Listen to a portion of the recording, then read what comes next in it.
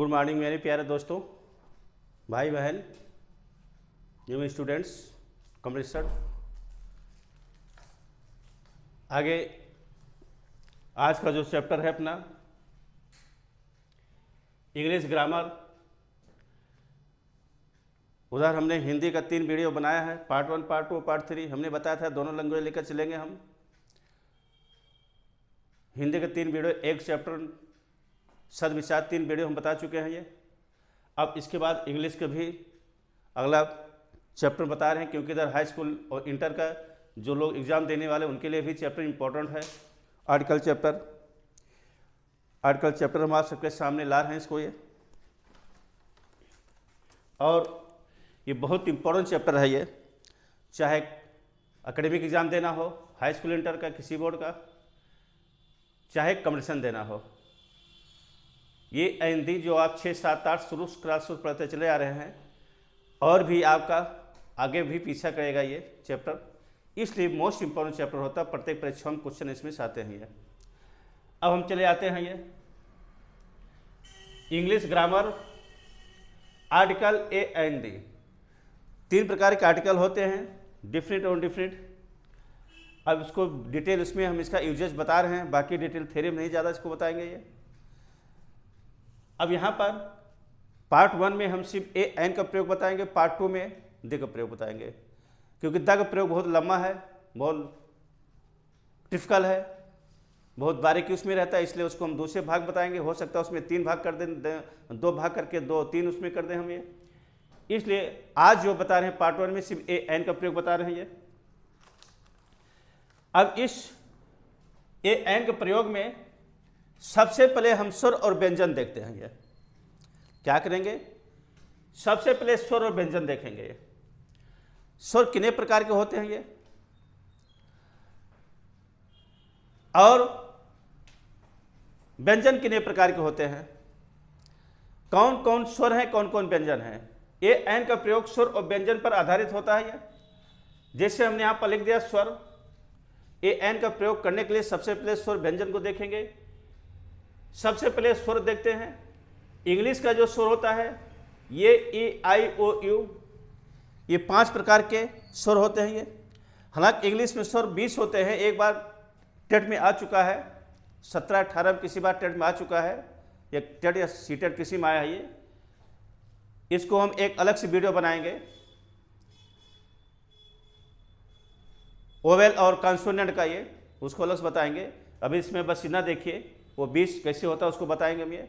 अभी यहाँ ये देखिए जो मेन 5 आपके ओवेल हैं ये, जिसको हिंदी में स्वर कहते हैं ये हमारे ए ई आई ओ यू हैं। और हिंदी में जो स्वर होता है छोटा, बड़ा, छोटी, बड़ी, छोटा, बड़ा, ए ओ और री, ये जो होते हैं हिंदी में होते हैं।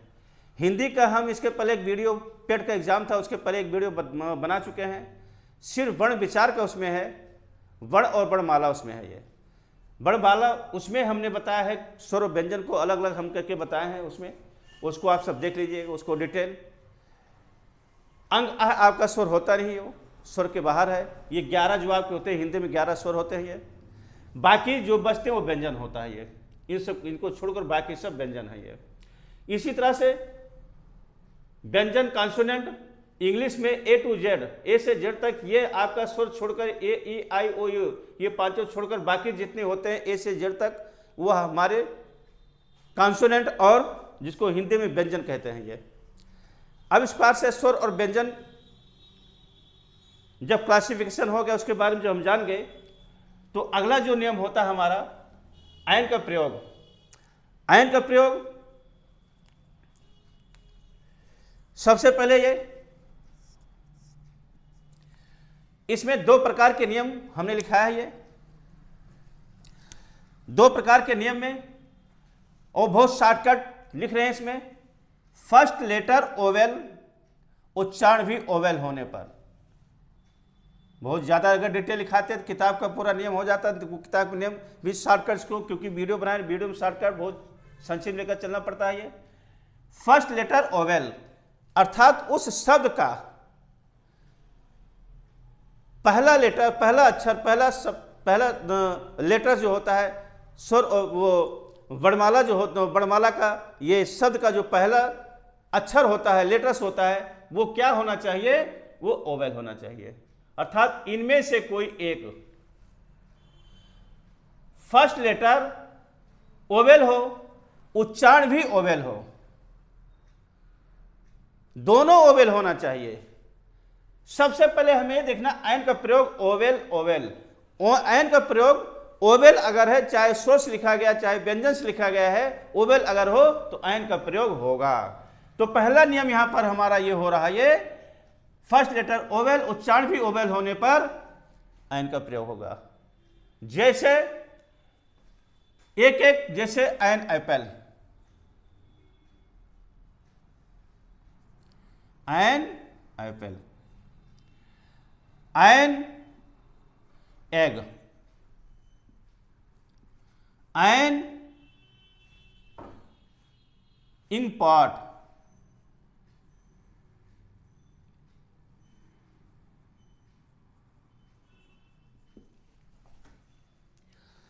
N ink pot,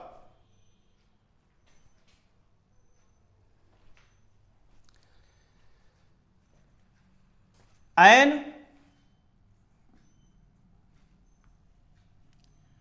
all, an umbrella,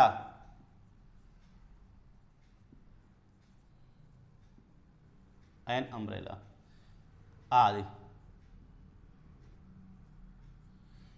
पांचों पर एक एक हमने एग्जाम्पल बता दिया है। तो बहुत है, इस तरह से लिखेंगे तो बहुत है।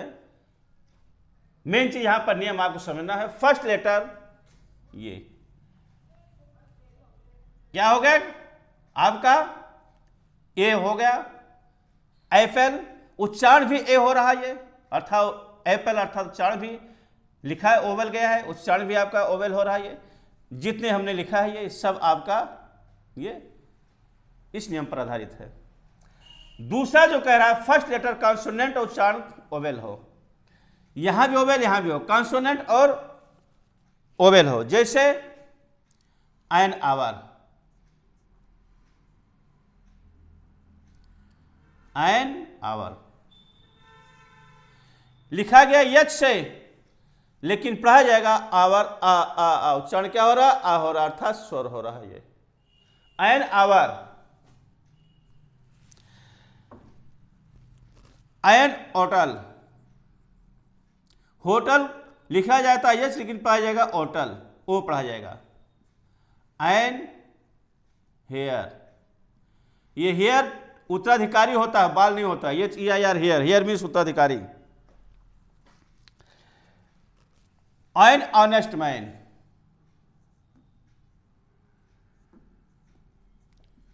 N honest man. An MLA, जो आजकल चल रहा माहौल, MLA member of legislative assembly, ये आपका विधानसभा जो सदस्य होते हैं, जिसकी आज काउंटिंग हो रही है, जिसकी नसीब आज खुलने वाली, नसीब बिगड़ने वाली है, ये चीज MLA। ए लिखा गया यम से, क्या लिखा गया यम आपका कॉन्सोनेंट है, लेकिन उच्चारण क्या हो रहा है, ये आपका उच्चारण ए, अर्थात MLA ए हो जा रहा है। देखिए ये ए, यहां भी आपका ऑनेस्ट ओ हो जा रहा है, ये ऑनेस्ट, यहां भी आपका ओ हो जा रहा है, ये आपका ओ हो जा रहा है, ये आपका ओ हो जा रहा है। सब आपके इस तरह से लिखा गया व्यंजन से, लेकिन उच्चारण क्या हो रहा है, उच्चारण आपका ओवेल अर्थात स्वर हो रहा है। ये स्वर चाहे जिससे भी लिखा गया हो, हिंदी में उच्चारण, यही देखना कि हिंदी में उच्चारण क्या हो रहा है। हिंदी में उच्चारण अगर स्वर हो रहा है तो एन कर दो, हिंदी में उच्चारण अगर व्यंजन हो रहा है तो ए कर दो। यही चीज हिंदी में उच्चारण क्या हो रहा है। हिंदी का स्वर व्यंजन अगर हम लेके चलेंगे तो हमें अपवाद या उल्टा हमें सोचने की आवश्यकता नहीं है। हाँ, लेकिन यहां पर है कि उस हिंदी का शब्द कैसे लिखा जाएगा, अभी उसको बताइए, कहीं के कंफ्यूजन होता है, उसको नंबर 3 बताएंगे, अब इसको डिटेल करेंगे ये। अब अगला जो नियम हमारा है ए का प्रयोग। ए का प्रयोग में फर्स्ट लेटर कॉन्सोनेंट। क्या हो रहा है? First letter consonant. First letter consonant उच्चारण भी कॉन्सोनेंट होने पर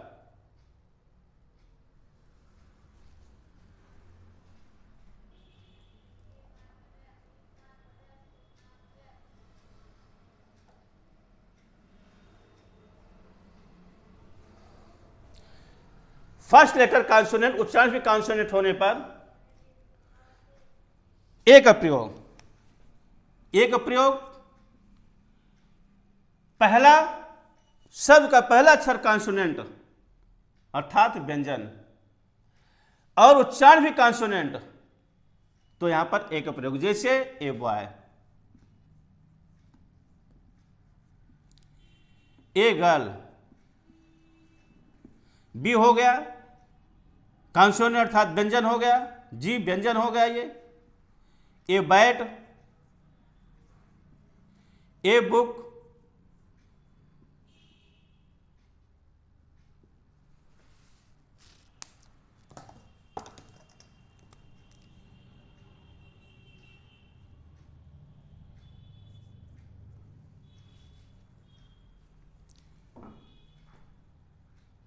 ए चेयर आदि। इस तरह से बहुत से आपके जो शब्द मिलेंगे वो इस तरह से आपके क्या हो रहा है, व्यंजन कॉन्सोनेंट और उच्चारण भी आपका उच्चारण भी कॉन्सोनेंट अर्थात व्यंजन हो रहा है। तो बॉय, बी, जी गर्ल, बैट, बुक, चेयर, ये आपके। अगला जो होता है फर्स्ट लेटर ओवेल और उच्चारण कॉन्सोनेंट होने पर, जैसे यहां पर ए यूनिट, ये यूनिट क्या लिखा गया है, ओवेल होने पर, फर्स्ट लेटर ओवेल है और उच्चारण कॉन्सोनेंट है। कैसे उच्चारण कॉन्सोनेंट है? यह, इसको जब लिखेंगे हिंदी में यूनिट अर्थात यह हो गया। जब यह हो गया, यह हमारा क्या हो गया, ये कॉन्सोनेंट अर्थात व्यंजन हो गया। जब व्यंजन हो, भले लिखा गया है स्वर से, लेकिन यहां पर आपका व्यंजन हो गया। जब व्यंजन हो गया तो आपका एक प्रयोग होगा, ए यूनिट। अगला ये यूनियन,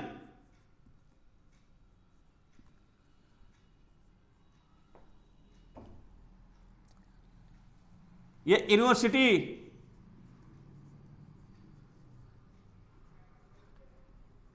यूनिवर्सिटी, सब में वही आपका यू सब हो रहा है, इसलिए ए का प्रयोग यहां पर हो रहा है, ये उच्चारण यहां पर यू हो रहा है। ये यूनिवर्सिटी, यूनिवर्सिटी।